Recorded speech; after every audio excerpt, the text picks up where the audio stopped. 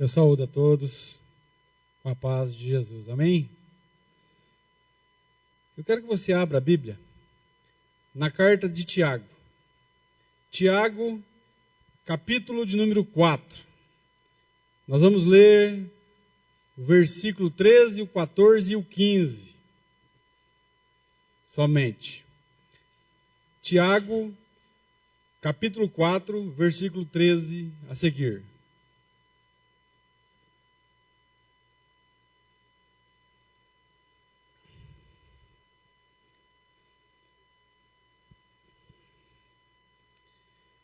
Diz assim: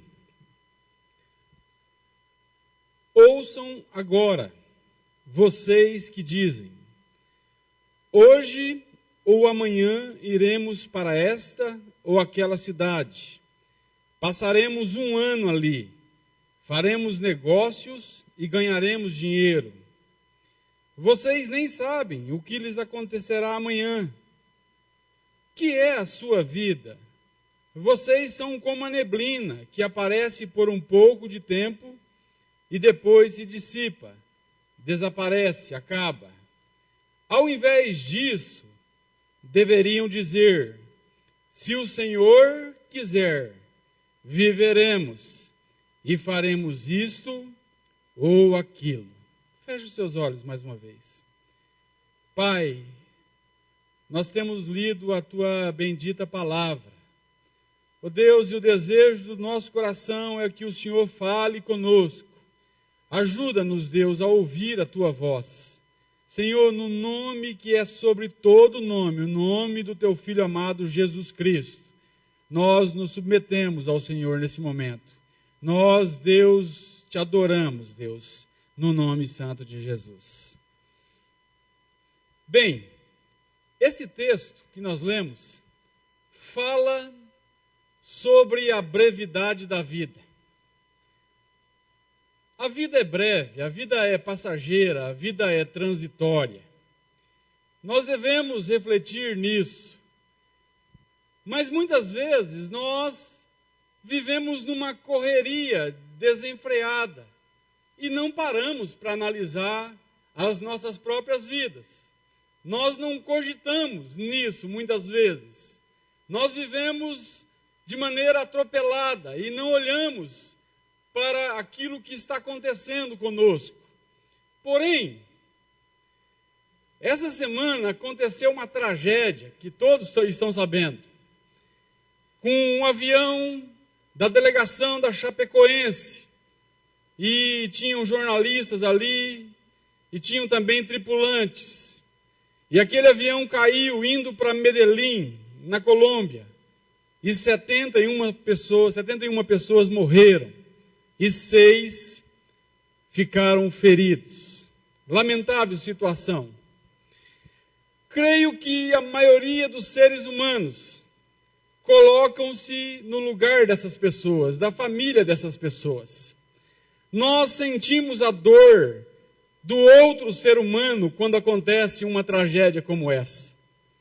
Perder alguém não é algo muito fácil. Eu conheço bem a dor dessa ferroada. Eu sei como é perder alguém querido, alguém próximo, alguém que amo. E você também, creio eu.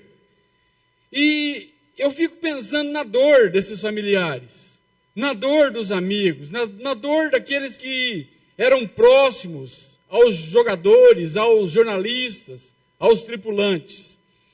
E usando essa tragédia,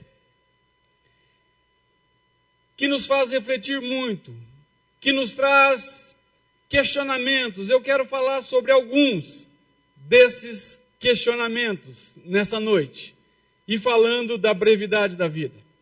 Bem, o primeiro questionamento: como explicar tal tragédia?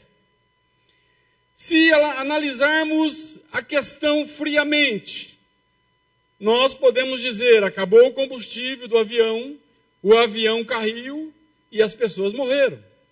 Friamente seria isso.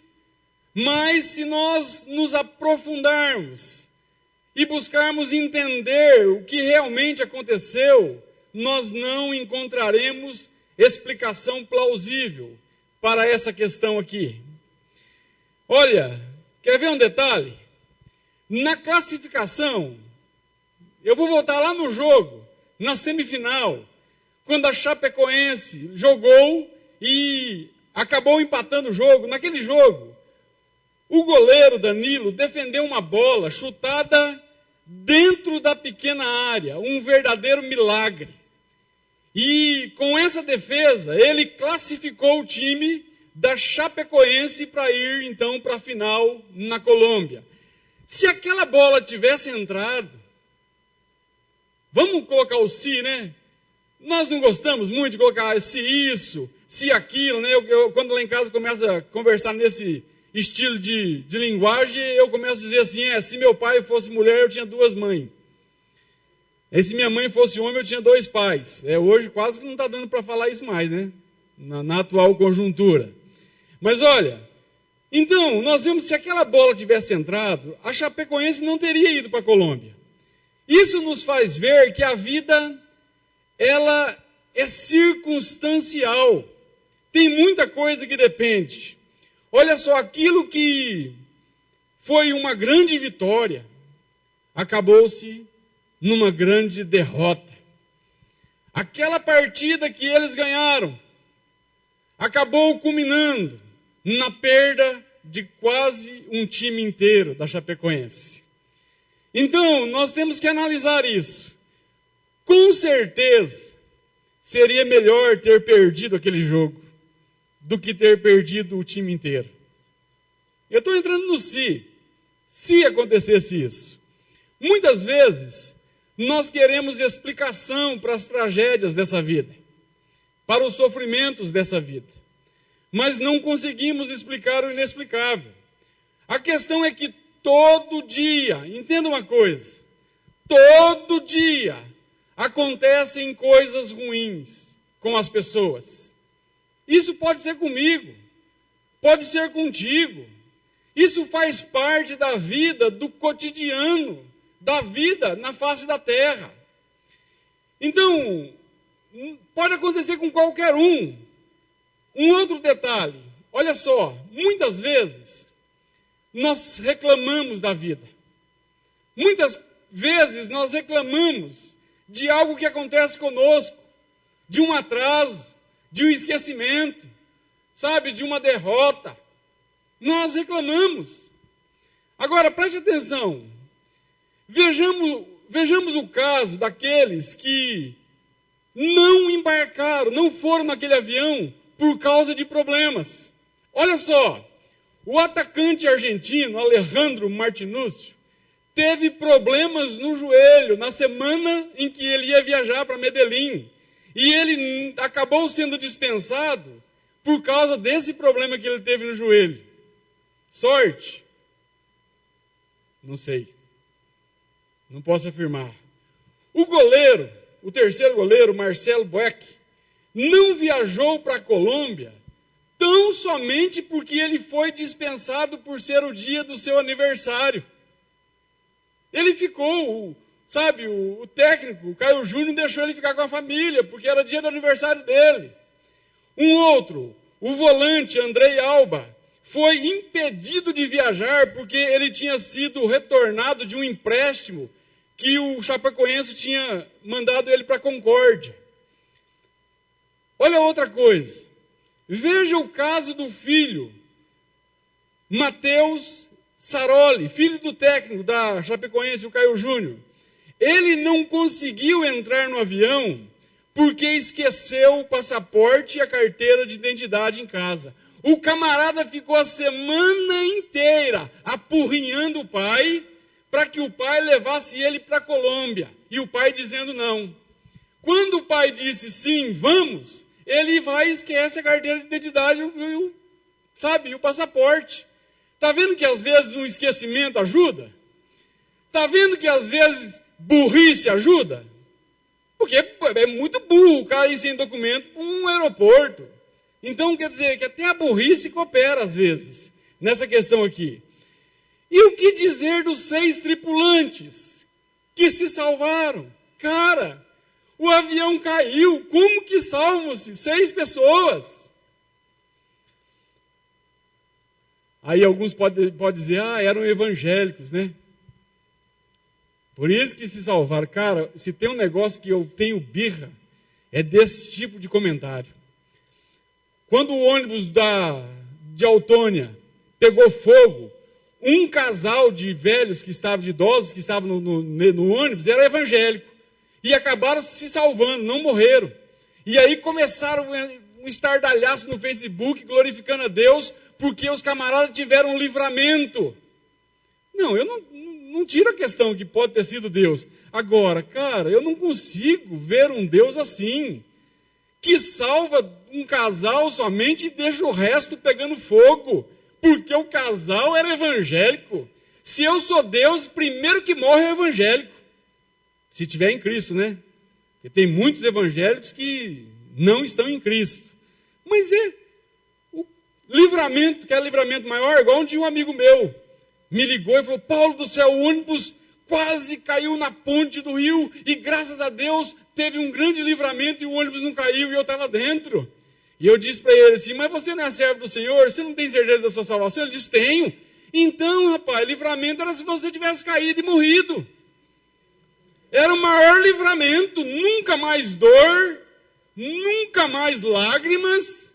É ou não é? Agora, por que os camaradas se salvam vão falar que é evangélico, que servia a Deus e o resto? Então, tomamos cuidado com esse tipo de comentário. O que de fato aconteceu?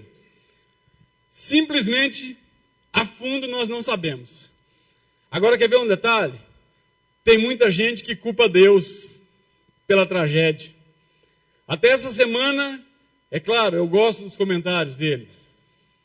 Mas eu vejo que tem muita gente culpando Deus. Onde estava Deus quando essa tragédia aconteceu? Onde estava Deus? Não passa pela tua cabeça esses questionamentos?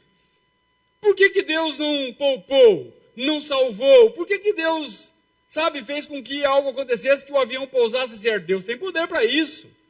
Está vendo o tanto que é difícil, os questionamentos? E por que Deus não faz? Eu não tenho resposta. Eu não tenho explicação. Agora entenda uma coisa. Uma vez aconteceu de uma mulher, serva do Senhor, que pregava no Rio de Janeiro para os drogados, e os drogados mataram o filho dela. E o repórter, vendo aquela situação, quis tirar uma casquinha e perguntou para ela, onde estava Deus quando o teu filho morreu? Você pregando o evangelho para esses camaradas, eles mataram o teu filho. Onde estava Deus? E aquela mulher engoliu seco e respondeu, Deus, quando mataram o meu filho, estava no mesmo lugar quando mataram o filho dele. Entenda uma coisa, Deus, Ele sente a nossa dor. Deus, Ele se compadece. Deus, Ele age quando muitas vezes nós não entendemos a situação. Olha só a comoção que aconteceu. Olha só, tantos gestos de carinho, como que aflorou coisas boas no coração das pessoas diante dessa tragédia. Quantas pessoas Deus tem alcançado depois do que aconteceu? Entenda uma coisa, eu não creio que Deus tenha provocado essa tragédia, mas eu creio que Deus usa as tragédias dessa vida para que as pessoas tenham chance de poder ter vida eterna. Então, quantos estão orando? Quantos estão clamando Deus? Quantos refletiram nessa semana depois dessa tragédia? Você deve ter refletido. Eu refleti. Ontem, na hora, lá no estádio, esse hino que nós cantamos aqui, Agnus Dei, foi tocado pela Orquestra Sinfônica de Chapecó lá. Aquele hino que diz mais perto quero estar, foi tocado pela Orquestra Sinfônica. Quantas pessoas vendo essa situação se achegam a Deus? Ou você acha que não acontece isso? Ou você acha que Deus não usa as circunstâncias da nossa vida, não usa aquilo que acontece comigo e com você de mal, para que redunde em bem? Deus não é culpado do mal, entenda isso.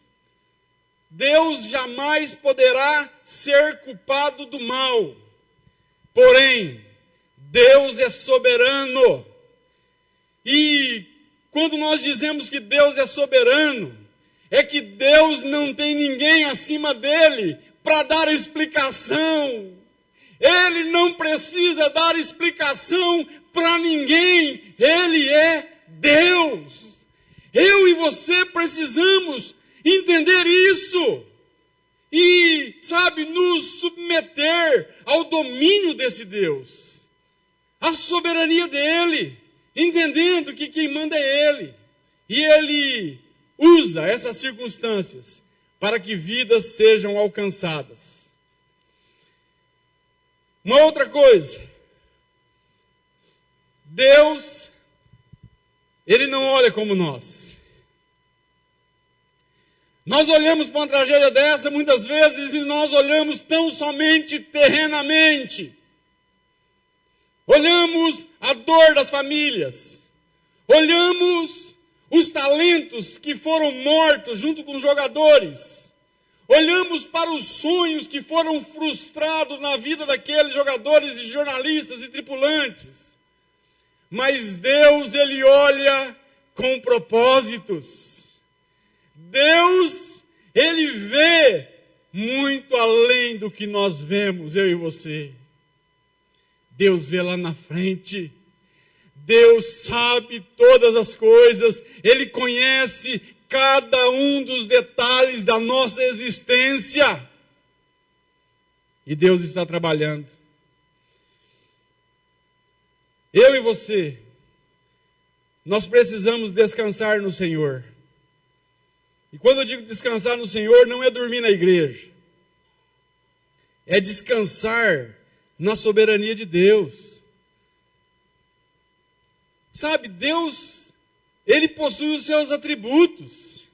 Nós servimos a um Deus que é bom, a um Deus amoroso, a um Deus misericordioso. Se você acha que o que passou no seu coração diante dessa dor é coisa grande, de compaixão, imagine o coração desse Deus. Ele, a Bíblia diz que ele é misericordioso. Então descansemos na sua misericórdia. Descansemos entendendo que as coisas vão correr e Deus está agindo. Uma outra coisa, um outro questionamento. O primeiro é, como explicar a tragédia? Não tem como explicar o inexplicável. O segundo, como nós temos vivido? Sim, como eu e você tem vivido? Nós precisamos refletir sobre a vida. Nós não temos o controle da nossa própria vida. A vida é circunstancial. Estamos bem agora, mas não sabemos o que vai acontecer daqui a pouco. Não sabemos o que vai acontecer amanhã. Nós simplesmente não sabemos. Olha só o texto de Tiago. Ouçam agora vocês que dizem, hoje ou amanhã iremos para esta ou aquela cidade e passaremos lá 1 ano e faremos negócios e ganharemos dinheiro. Vocês nem sabem o que lhes acontecerá amanhã. Nós somos frágeis, dependentes, limitados. Isso deveria arrancar toda a nossa arrogância, toda a nossa prepotência, toda a nossa jactância, o nosso orgulho, o achar que nós somos alguma coisa. Isso deveria fazer com que eu e você olhássemos para as pessoas como realmente elas são. Porque a morte, ela vai igualar todo mundo. Vai lá. Olha lá no cemitério se tem algum diferente um do outro. A morte iguala todos. Nós somos pó. E ao pó nós retornaremos. Olha só o que disse o Steve Jobs, o fundador da Apple. O Steve Jobs, depois que contraiu o câncer no pâncreas, e disseram que ele ia morrer, que ele teria pouco tempo de vida, quando ele deu uma palestra na Universidade de Stanford ou de Princeton, não estou lembrando o nome, mas olha só o que ele disse nessa palestra. Foram uma das últimas palavras de Steve Jobs, enquanto com vida. Ele disse assim: lembrar que eu estarei morto em breve é a ferramenta mais importante que eu encontrei para me ajudar a fazer grandes escolhas na vida. Porque quase tudo, todas as expectativas externas, todo o orgulho, todo o medo de se envergonhar ou de errar, isto tudo cai diante da face da morte, restando apenas o que realmente é importante. Lembrar que eu vou morrer é a melhor maneira para eu saber evitar em pensar que eu tenho algo a perder. Nós vamos morrer. Agora, enquanto isso não acontece, como nós temos vivido? Como nós temos tratado as pessoas? Nós temos que aprender a valorizar mais as pessoas. Devemos amar mais, perdoar mais. Eu me incluo nisso, eu estou dizendo nós. Nós precisamos entender que as coisas, elas valem muito menos do que pessoas.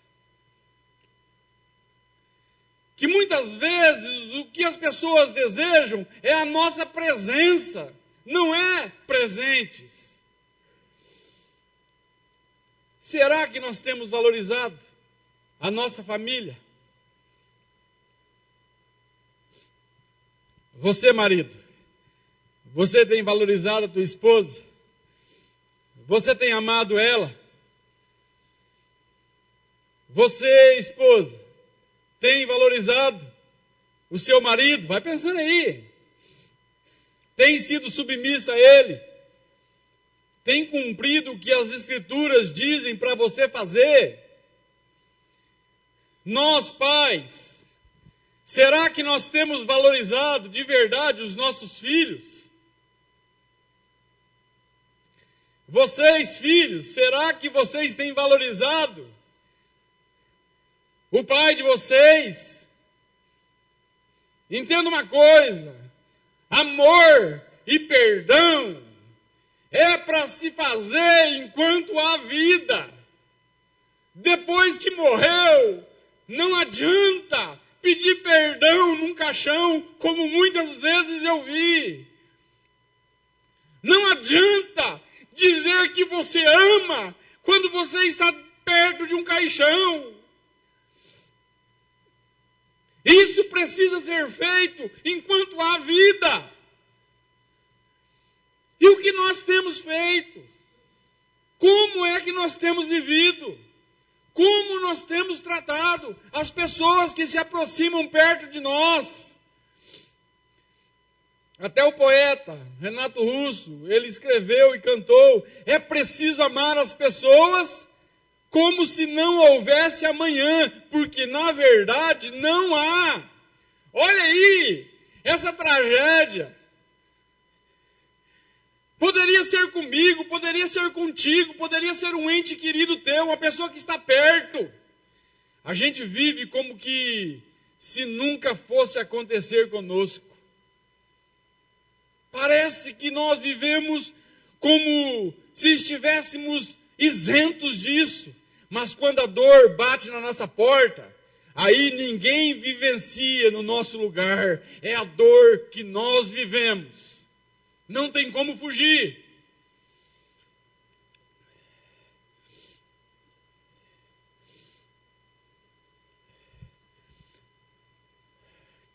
Se você parar para analisar, essa semana, eu pensando em algumas coisas, eu escrevi uma frase que depois eu fiquei olhando na frase e disse assim, puxa, que frase. Eu falo assim que essas coisas eu vejo que vem de Deus, sabia? Porque eu olho assim e falo, eu não tenho capacidade para escrever isso aí. Eu escrevi assim, ó. Quando olho para as coisas que eu tenho, que o dinheiro não pode comprar, vejo o quanto sou rico. E isso é com você também. Se você olhar para as coisas que você tem, que o dinheiro não pode comprar, você vai ver o quanto você é rico. Então, valorize pessoas e não coisas. Não percam as pessoas por causa de coisas. Não briguem por causa de coisas. Porque o dia, nós não vamos ouvir essa frase, mas o dia que disserem, feche o caixão, aí nada valerá o que nós fizemos com as coisas. E tem gente que briga por causa de coisas.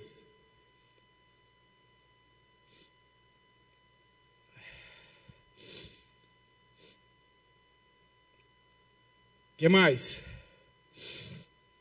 Nós precisamos... Sabia que não ia dar certo usar óculos.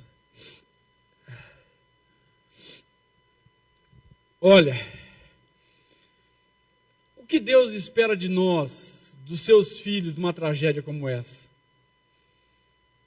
Talvez você pergunte, onde estava Deus? Aí eu olho e digo, Deus estava lá, estendendo a mão para cada um daqueles que estavam lá. Mas Deus estava nas pessoas que ajudaram. Deus estava no carinho que elas dispensavam. Deus quer usar a minha vida e a tua vida. Agora, será que nós somos parecidos com Jesus? Será que nós amamos as pessoas a ponto de se doar realmente numa causa? Se Jesus estivesse em meio a essa tragédia, como ele agiria? Se ele estivesse lá, ele ajudaria. Ele teria compaixão. Ele estaria, estendendo a sua mão para cada uma das pessoas que estão sofrendo. E continuaria com os familiares. E quem diz que Deus não faz isso?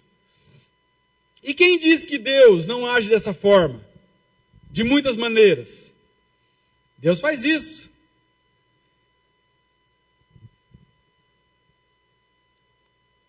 Nós precisamos levar esperanças para as pessoas quando elas estão sofrendo.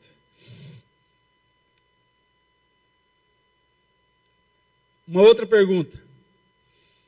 Ainda na questão, como é que nós temos vivido? A primeira é, como que nós temos tratado as pessoas?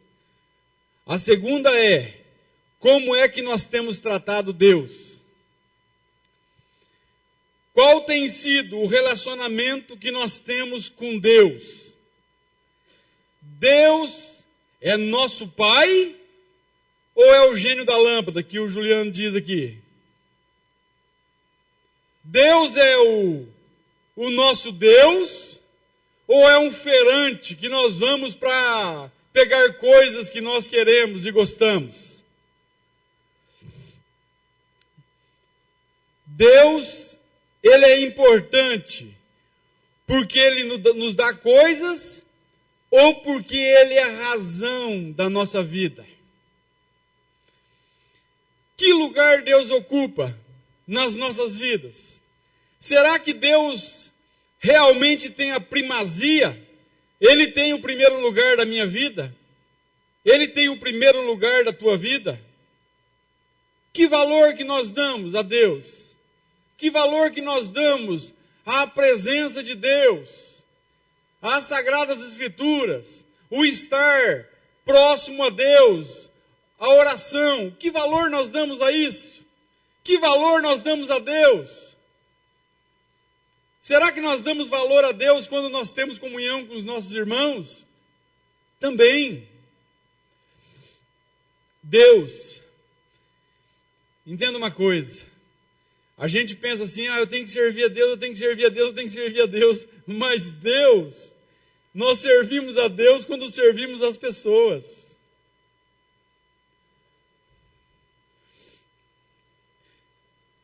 Qual tem sido os teus planos? Em que lugar Deus se encaixa nos nossos planos? Qual que é a motivação do nosso coração em estudar, em trabalhar? Ganhar dinheiro? Também, né? Agora, entenda uma coisa. Será que nós alinhamos os nossos planos, os nossos projetos com os valores do reino de Deus? E tudo aquilo que nós fazemos para a glória do Rei? No texto que nós lemos, os comerciantes judeus ali, eles nem sequer cogitaram em colocar Deus nos seus planos. Eles disseram, nós vamos lá, vamos passar um ano, vamos negociar e vamos ganhar dinheiro. Você não vê Deus. Agora, que eu e você nunca façamos isso. Nunca deixemos Deus fora da nossa vida, fora dos nossos planos. Que Deus, Ele seja o primeiro a ser lembrado quando eu e você for planejar algo. Eu não estou dizendo que você não tem que sonhar. Eu já disse isso aqui outras vezes. Eu não estou dizendo para você deixar de viver. Muito pelo contrário. Quando nós colocamos Deus nos nossos planos, aí é que nós vivemos de verdade. Essa questão, sabe, de fazer tudo para a glória de Deus, deve nortear o nosso pensamento. Isso deve gerar um senso profundo de existência e temor em nós. Um senso de fazermos o que é correto diante de Deus. Um senso de aproveitar melhor o tempo que nós vivemos. O próprio Tiago vai nos orientar a obedecer a Deus e submeter à sua vontade. Como nós temos aproveitado o nosso tempo? Como temos gasto o nosso tempo? Apesar da brevidade da vida,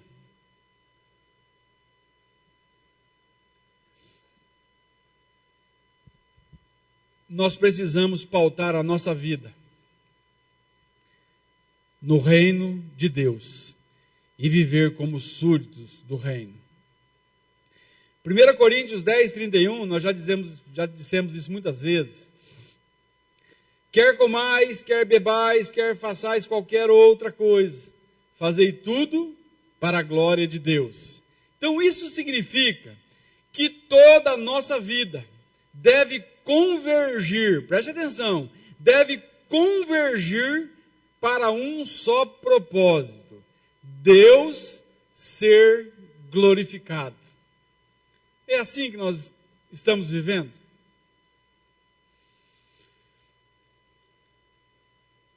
Olha, aí nós vemos o tanto que nós precisamos de Deus. Como nós somos pequenos. Que é a nossa vida? Tiago vai falar que é uma neblina que vem e passa rapidamente. Nós precisamos lembrar do nosso Criador. Não é só o jovem, todo mundo deve lembrar do seu Criador. E lembrar do Criador não é simplesmente um assentimento mental que você lembra de vez em quando, mas é você ter Deus próximo de você para viver a vida toda. Devemos nos voltar para o Senhor e buscar sentido nele, pois somente nele nós encontramos verdadeira realização, verdadeira satisfação. Agora, como nós temos tratado Deus? Devemos reconhecer que Deus, Ele nos conhece. Até o pastor Juliano diz muitas vezes, né? E Deus nos conhece, mas às vezes nós não entendemos como que Deus permanece nos amando, mesmo nos conhecendo. Então, assim, como que tem sido o nosso relacionamento? Qual tem sido a contrapartida nossa perante a esse Deus? Deus é bom. Deus não é bom? Deus não é bom para você? Sabe, como tem sido essa contrapartida? Outra coisa, nós devemos reconhecer que Deus detém o poder de todas as coisas. Que Deus, sim, é soberano. Olha só, ao invés da gente dizer, hoje ou amanhã nós iremos a tal cidade, e negociaremos, e ganharemos dinheiro, nós devemos dizer o quê? Se o Senhor quiser, nós viveremos, e faremos isto ou aquilo. Segundo questionamento, como nós temos vivido? Terceiro e último, para encerrar. A vida é breve, mas a eternidade não.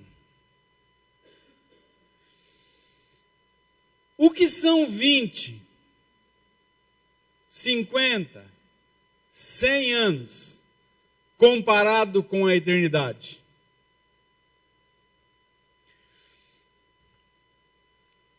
Eternidade não é um tempo sem fim, mas é sem tempo. Mas na nossa pequenez e na nossa limitação, Deus ele precisa falar numa linguagem acessível para que eu e você entendamos. Então, nós dizemos que a eternidade nunca acaba. A eternidade não tem fim. E a minha pergunta para você nessa noite: se você estivesse naquele avião e tivesse morrido, qual seria a tua condição na eternidade? Talvez você pode dizer assim, mas eu não estava no avião, né? Então vamos mudar a pergunta. Se você morresse agora, o que seria de você na eternidade? Nós não gostamos dessas coisas, né? Ah, Paulo, para, não vou morrer não. Eu também não quero que você morra não, não é isso não. Eu quero que você reflita que isso pode acontecer e um dia vai acontecer. Eu e você precisamos cogitar nessas coisas, pensar nessas coisas. E nós devemos pensar quando? Enquanto estamos vivos. Porque no caixão não tem como pensar mais. Não há como ter vida num caixão. Morreu. Entenda uma coisa, na eternidade não se faz escolhas. Não há escolhas na eternidade na questão salvação. A escolha é feita aqui. Lá será muito tarde. Quando uma pessoa morre, imagine, quando uma pessoa morre, o Paulinho vê muito, né, pessoas que morrem, né, mortas pelo menos. Mas quando uma pessoa morre, nós podemos chamar o Papa para rezar. Ou nós podemos chamar o melhor pastor que existe para orar. Entenda uma coisa: nenhum procedimento religioso mudará a estadia daquele morto na eternidade. Pode chamar. Não tem como. Foi selada a sua sentença em vida. Então, se a pessoa que morre, ela morre com Cristo e em Cristo, ela viverá eternamente com Ele. Mas se a pessoa morre sem Cristo, ela morrerá eternamente. É duro isso, né? Mas eternidade é coisa séria. Quantas vezes eu tenho dito, nós não brincamos de cristianismo, não brincamos de pregar a palavra. Isso é muito sério.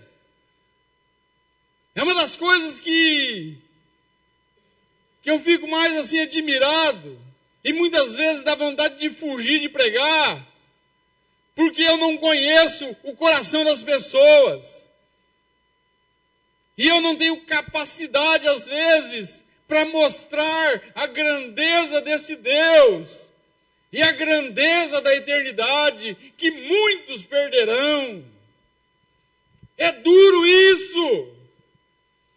Pessoas viverem uma vida agarradas a coisas aqui na terra e partirem sem estadia na eternidade. Olha, você pode ser bem-sucedido, ter uma vida boa aqui na terra, mas se você partir sem Cristo, você será miserável. Não há nada melhor do que ter Cristo. Sabe, essa paz que nós temos advém da certeza da salvação. Essa paz que invade a nossa vida em momentos bons ou ruins, advém da justificação em Cristo Jesus. As tragédias dessa vida devem fazer você lembrar da tua vida, da tua condição. O pastor Paul Washer, olha só o que ele disse: cada óbito, cada cortejo fúnebre, cada túmulo, clama ao homem a deixar os cuidados fúteis desse mundo e a meditar sobre a eternidade, a preparar-se para encontrar-se com Deus. O que você tem feito da sua vida? Reflita.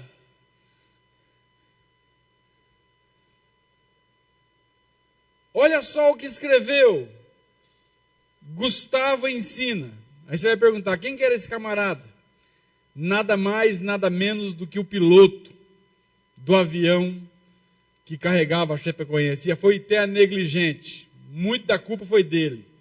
Mas olha só a última coisa que ele postou no Facebook antes do acidente. Como você olha para a sua vida? Para frente ou para trás?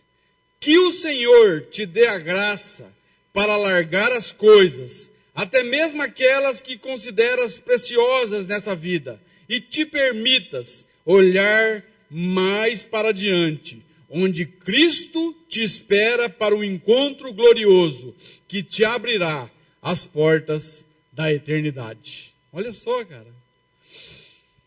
Antes da tragédia, a minha última postagem no Facebook foi sobre a morte. Não estou querendo prever nada, tá? Igual um babaca aí que prevê 100 coisas lá e erra 99, uma que ele acerta mais ou menos. Por que ele não falou que era da Chapecoense, o avião, então? Fala com todas as letras. Adivinhar assim até eu adivinho. Deixa eu falar 100 coisas e me dá a chance de errar 99 para ver se eu não acerto uma. A última postagem que eu postei foi essa aqui, ó. A morte nos surpreende, não nos dando tempo para despedidas. Ela vem sorrateiramente, de repente, sem um aviso da partida. O que nos aguarda depois é mistério, que nos será revelado. É claro, depois da morte. A porta da eternidade é aberta e passamos para o outro lado. Um cristão verdadeiro não tem medo dessa passagem, pois tem convicção que foi perdoado, e quem o perdoou é aquele que o criou, o escolheu e o amou, ao ponto de entregar sua própria vida numa cruz para salvar um miserável pecador. Como é que nós temos vivido à luz de tão grande amor, de tão grande Salvador. Como é? Talvez você ainda tenha dúvidas. Depois de tanto ouvir o Evangelho, de tanto ouvir mensagens, você ainda tem dúvida no teu coração. E talvez se você pudesse perguntar alguma coisa nessa noite, você perguntaria: mas como eu posso ter certeza de vida eterna? Como? O que eu preciso fazer para ter vida eterna? Primeiro, você precisa entender que a salvação é pela graça. É um presente. É um dom que vem de Deus. A salvação vem do Senhor. Efésios 2, versículo 8 a seguir diz: pela graça sois salvos, mediante a fé. E isto não vem de vós, é dom de Deus, é presente de Deus. Não vem das obras, para que ninguém se glorie. Então, primeira coisa que você tem que entender é que Jesus, ele pagou o preço da salvação. Jesus pagou a dívida que você jamais conseguirá pagar. É por isso que chama graça. Jesus, ele morreu e ressuscitou para que nós fôssemos salvos. Ninguém adentrará a glória eterna por outro caminho, por outra porta. Jesus disse: eu sou a porta. Quem entrar por mim, salvar-se-á, entrará e sairá e encontrará pastagens. Jesus disse: eu sou o caminho, a verdade e a vida, e ninguém vem ao Pai, senão por mim. Então o que você precisa fazer? Você precisa crer nessas verdades. Não é fazer, é crer. Porque se eu disser que eu preciso fazer alguma coisa, eu desmereço aquilo que Jesus fez na cruz do Calvário. Não tem nada para acrescentar aquilo que Jesus fez. Ele fez um sacrifício perfeito que agradou ao Pai.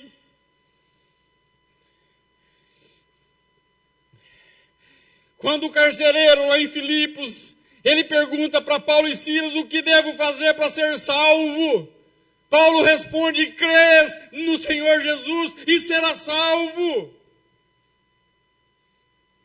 Jesus disse: arrependei-vos e creiam no Evangelho. E o que é Evangelho? É isso que eu estou dizendo. O sacrifício de Jesus na cruz do Calvário para perdoar os nossos pecados. Eu não sei como você está vivendo. Eu não sei se você está salvo. Eu não deveria me preocupar com isso, porque é a tua vida, não é a minha. Mas o meu Deus se preocupa, e Ele causa preocupação no nosso coração também. Porque Ele quer te alcançar. Ele quer mudar a sua vida. Ele quer perdoar os seus pecados. E o que você faz? Religião? Não! Religião não basta. Não basta vir aos cultos. Não basta fazer doações. Não é isso. É Cristo. É vir a Cristo.